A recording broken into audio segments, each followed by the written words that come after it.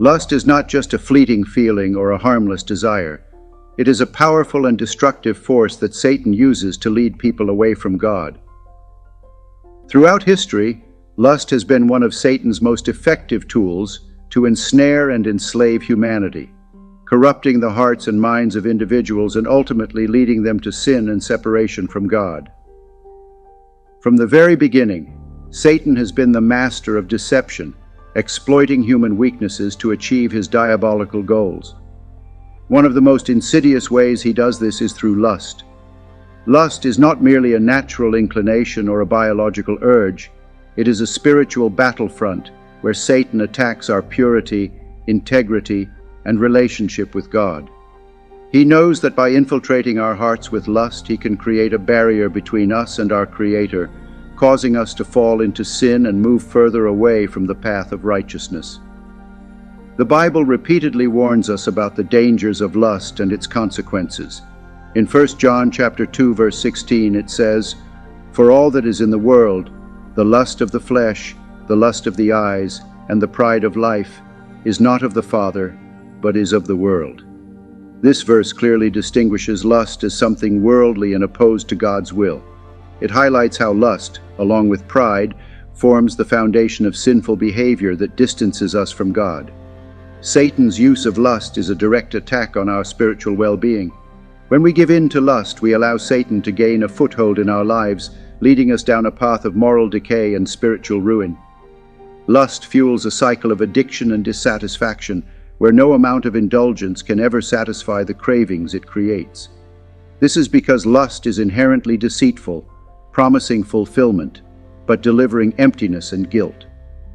The destructive nature of lust is evident in its impact on relationships. Marriages, families, and friendships are often torn apart because of unchecked lust. Adultery, pornography, and other forms of sexual immorality are manifestations of lust that wreak havoc on personal relationships and societal structures. These actions are not just sins against individuals, but are fundamentally rebellions against God's design for human relationships and sexuality. In Matthew chapter 5, verse 28, Jesus teaches, "But I say to you that whoever looks at a woman to lust for her has already committed adultery with her in his heart." This profound statement emphasizes that lust is not just about physical actions, but also about the intentions and desires of the heart. Satan exploits these internal battles, knowing that if he can corrupt our thoughts, he can eventually corrupt our actions. The spiritual battle against lust requires vigilance, prayer, and a deep reliance on God's strength. Ephesians chapter 6, verses 11 to 12 instructs us to put on the whole armor of God, that you may be able to stand against the wiles of the devil. For we do not wrestle against flesh and blood, but against principalities, against powers, against the rulers of the darkness of this age, against spiritual hosts of wickedness in the heavenly places. Recognizing lust as a satanic tool helps us understand the gravity of the battle we face and the necessity of seeking God's protection and guidance. Temptation, by its very nature, feels wrong. There's something about temptation that often makes believers feel as if they've sinned. However, temptation itself is not a sin. Being tempted does not mean you have committed a sin. It's entirely possible to be tempted without sinning. Today, we're not discussing temptation. We're focusing on lust. One reason I believe the Bible is the Word of God is that it doesn't portray humans as perfect. If men or women had written it, they would likely have tried to present themselves as flawless. Instead, the Bible shows us that humans, like you and me, struggle with a four-letter word, L-U-S-T, lust. Lust has been a problem for men and women for millennia, even before the Bible was completed. It's a real and pervasive issue. Lust has ruined countless lives. Great men and women alike have fallen victim to this powerful force. Unlike some issues, lust does not diminish with age. It took me some time to realize that aging doesn't make lust disappear. Today we'll explore 3 signs that lust is controlling you. Lust can truly dominate your life, becoming a driving force. It can pull you into situations you know won't end well and hurt everyone around you, including your spouse and children. Lust can change the trajectory of your future.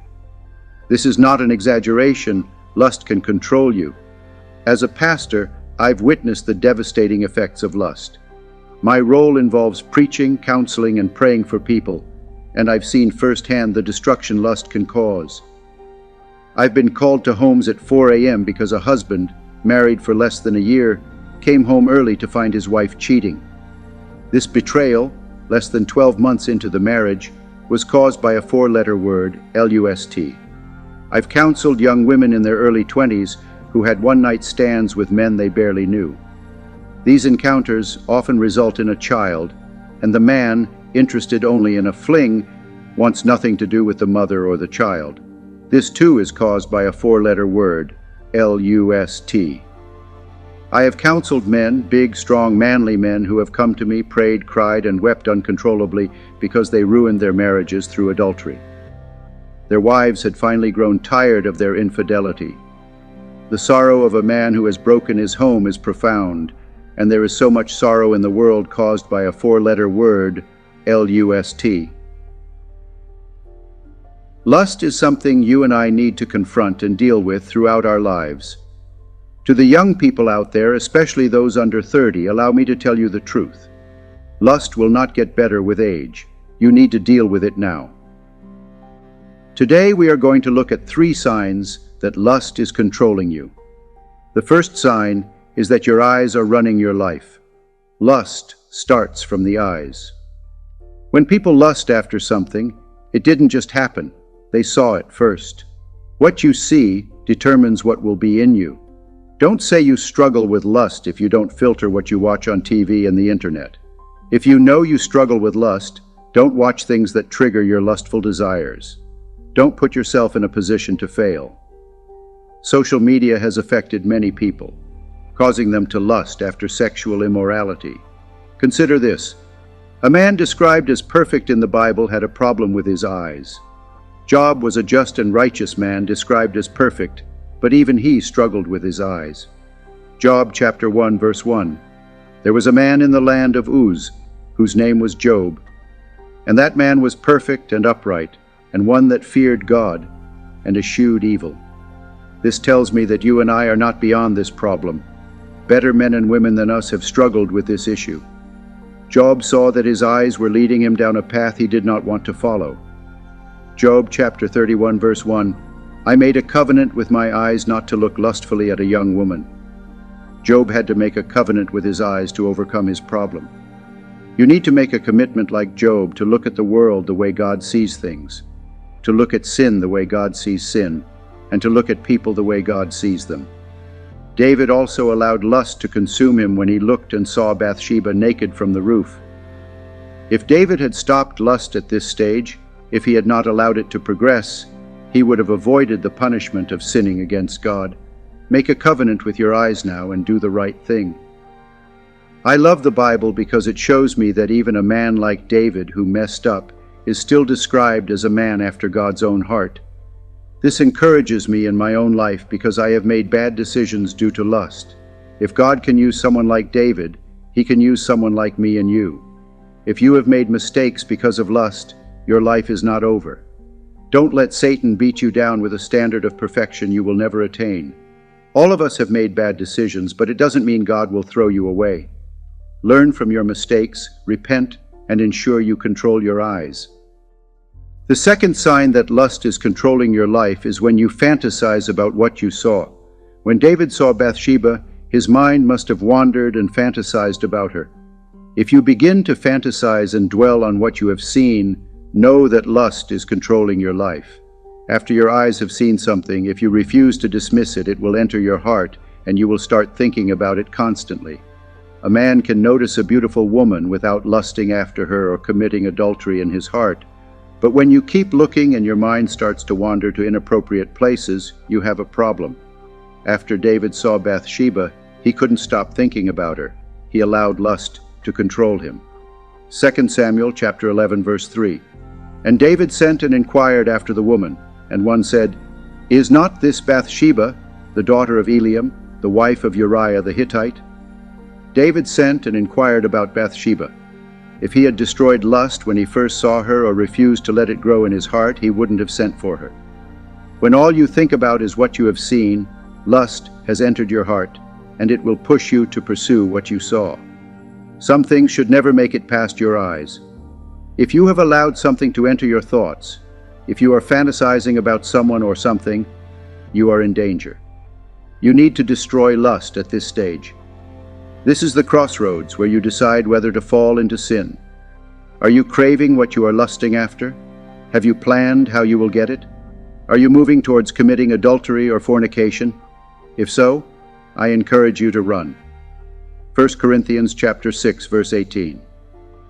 Flee sexual immorality. Don't entertain the situation. Don't flirt with that situation. Remove yourself from it. Even if it means blocking someone, do it. The third sign is that you are taking action based on your lusts. This is the final sign of lust controlling your life. At this point, all you can do is wait for the consequences. When you know what you are doing is wrong but still dive headfirst into it, lust is controlling your life. The result of lust is never good. Some people have destroyed marriages and even ended lives because of lust. They allowed it to grow and consume them. You need to start fighting against lust. Destroy it immediately before it destroys you. If you are lusting after something and planning how to get it, stop before you ruin your life. Lust is dangerous and sinful. Live right and let God be sufficient for you. Acting on lust often leads to a spiral of negative outcomes that can deeply affect not only your life, but also the lives of those around you. When you let lust dictate your actions, you might find yourself engaging in behaviors that are completely out of character, driven solely by a desire that has taken hold of your heart and mind. This can include lying, cheating, or betraying the trust of loved ones.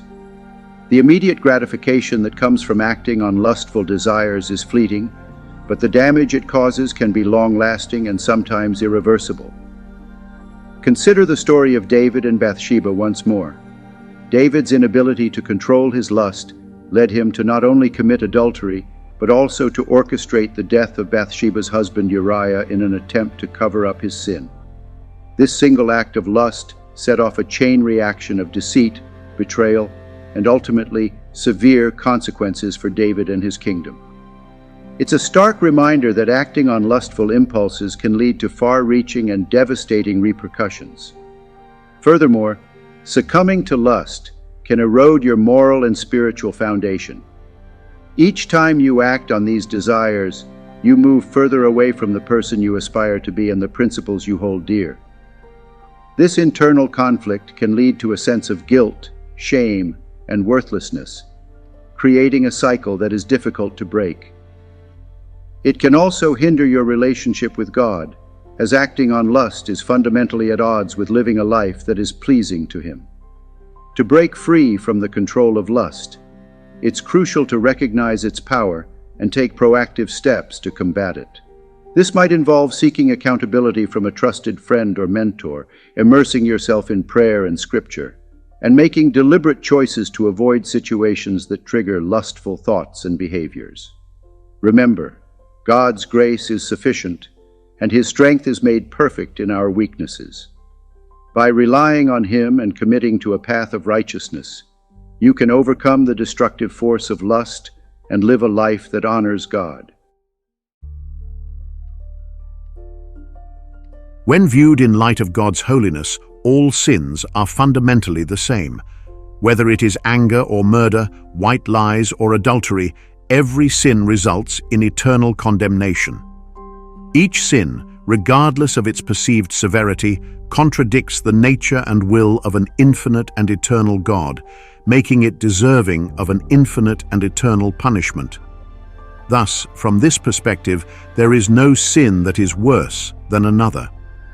In this theological sense, no sin is worse than any other, because all sins inherently defy God's righteousness. Every sinner falls short of God's glory. However, when considering the earthly consequences of sins, distinctions can be made. Firstly, sins differ in their earthly repercussions. For example, while both lust and adultery are sinful, Adultery typically results in more severe consequences than lustful thoughts. The repercussions of harboring lust in one's heart are not as immediate or impactful as those of committing the physical act of adultery. Similarly, the consequences of covetous thoughts are less severe than the act of theft. Although all sins are wrong, they do not all carry the same weight of penalty or consequence in this life. In this respect, some sins can be considered worse than others. The Bible also highlights sexual sin as having a distinct impact on the sinner. 1 Corinthians 6 verse 18 states, "Flee from sexual immorality. All other sins a person commits are outside the body, but whoever sins sexually sins against their own body." This passage places sexual immorality in a unique category, indicating that it has a direct and profound effect on one's body. This suggests that sexual sins may be viewed as particularly damaging, at least in terms of their earthly consequences. Therefore, while sexual sin may not be the worst sin in a universal sense, it is clear that it carries particularly severe consequences in our earthly lives. While all sin is equal in its capacity to separate us from God and lead to eternal condemnation, there are distinctions in the severity of sins based on their earthly consequences. Sins such as sexual immorality are singled out in Scripture for their unique and particularly harmful effects on the individual. This dual perspective helps us understand why all sins are grievous in the eyes of God, yet some sins have more immediate and severe repercussions in our earthly experience. The pervasive and destructive nature of sexual sin. We must understand that these sins, pornography, fornication, and adultery, are not merely private matters. They are affronts to the holiness of God, and they carry devastating consequences. Let us examine these sins closely and understand their deep impacts on our lives and spiritual well-being. Pornography, the hidden plague. Firstly, let us examine the sin of pornography. In today's world, this sin has become alarmingly accessible. The statistics are staggering. Over 40 million Americans visit pornographic sites regularly, and the global pornography industry rakes in over $97 billion each year. This widespread consumption is not without consequences. It leads to addiction, which corrupts the mind, weakens the will, and erodes the soul. The destruction of lives. Pornography addiction changes the brain in ways similar to drug addiction, leading to decreased sensitivity to pleasure, increased tolerance requiring more extreme content, and withdrawal symptoms when one tries to quit. This addiction traps individuals in a cycle of sin, drawing them further away from God and His intended path for their lives. The mind becomes enslaved to images and fantasies, making it difficult to form healthy, loving relationships. For relationships, the impact of pornography can be devastating. Marriages crumble under the weight of unrealistic expectations and the objectification of one's spouse. Pornography use has been linked to decreased sexual satisfaction, increased infidelity, and a higher likelihood of divorce. It creates a false reality that no real-life relationship can match, leading to dissatisfaction and frustration. The rise of platforms like OnlyFans has exacerbated these issues. OnlyFans allows users to subscribe to creators who provide explicit content, often of themselves. This model has normalized the commodification of one's body and sexuality, making it seem acceptable, even lucrative, to engage in such activities. This shift has had severe societal implications, particularly for younger generations who see this as a viable career path. OnlyFans has contributed to the blurring of boundaries between personal and public, and the easy monetization of explicit content has led many into a lifestyle that is hard to escape. These platforms offer a unique space where creators can share various forms of media directly with their paying audience.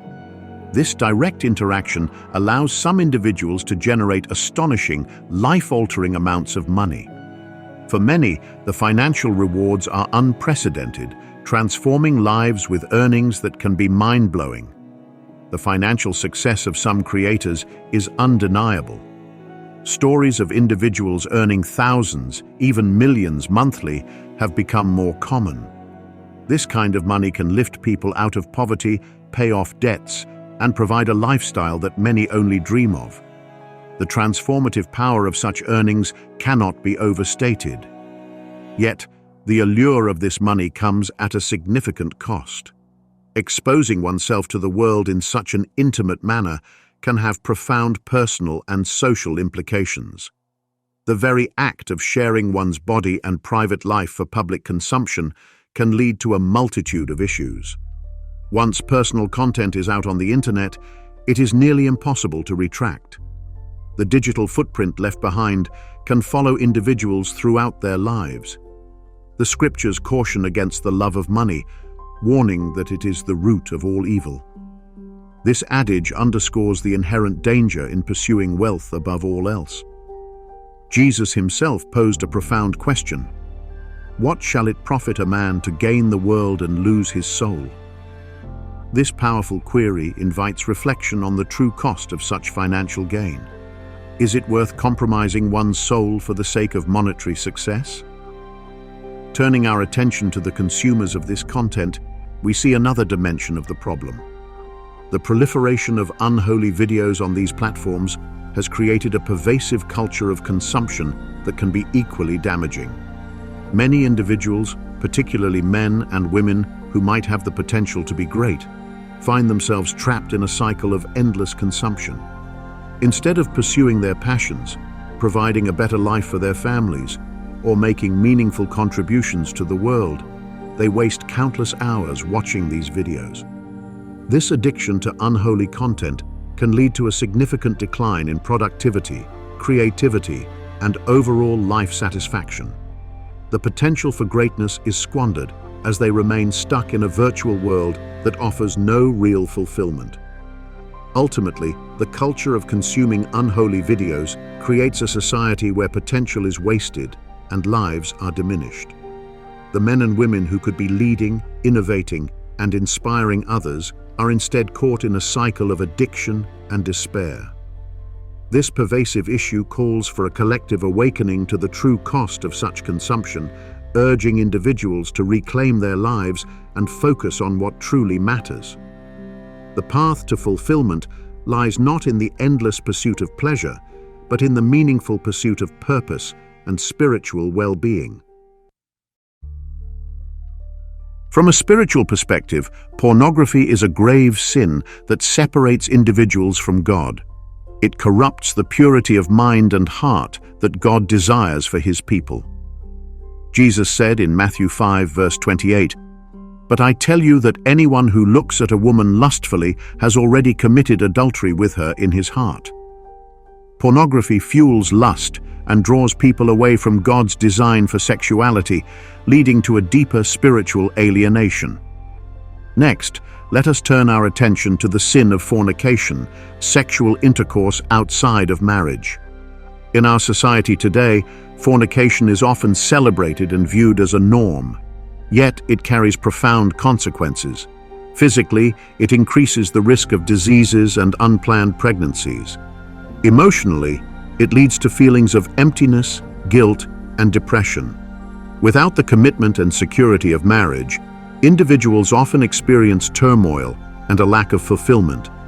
Engaging in fornication often leads to a host of personal issues. The emotional aftermath of casual sexual encounters can leave individuals feeling used and unworthy. The bond that is meant to be reserved for the sanctity of marriage is broken, leading to a deeper emotional and spiritual void. This lack of commitment results in unstable relationships and a continuous search for something that fornication can never provide. The societal impact of fornication is equally troubling. It contributes to the breakdown of the family unit, which is the cornerstone of a stable and healthy society. High rates of fornication are correlated with increased rates of single-parent households. The weakening of the family structure has long-term repercussions, including higher crime rates, lower educational achievements, and greater social instability. Fornication also has serious spiritual consequences. It is a sin that directly contradicts God's command to keep sexual relations within the bounds of marriage. Hebrews 13:4 states, "Marriage should be honored by all, and the marriage bed kept pure, for God will judge the adulterer and all the sexually immoral." Fornication defiles the sanctity of the marriage bed and separates individuals from God's blessings and presence. It places a barrier between us and the Lord, hindering our spiritual growth and our ability to fully experience His love and grace. Lastly, we must address the sin of adultery, engaging in sexual relations with someone other than one's spouse. This sin strikes at the very heart of trust and fidelity. It is explicitly condemned in the Ten Commandments. "You shall not commit adultery." Exodus 20:14. Despite this clear mandate, adultery remains a significant problem with far-reaching consequences.